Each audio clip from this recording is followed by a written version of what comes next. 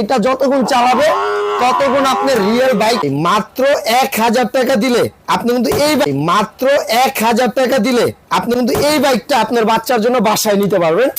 1000 টাকা ডেলিভারি চার্জটা আগে দিবেন। আর এইটা কিন্তু 150 কেজি ওয়েট নেয়, দেখেন রিচার্জেবল একটা গাড়ি 2024-এর।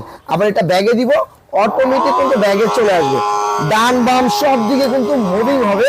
আর এইটার মডেল হলো R15 ব্ল্যাক ডায়মন্ড বলা হয় যেটারে।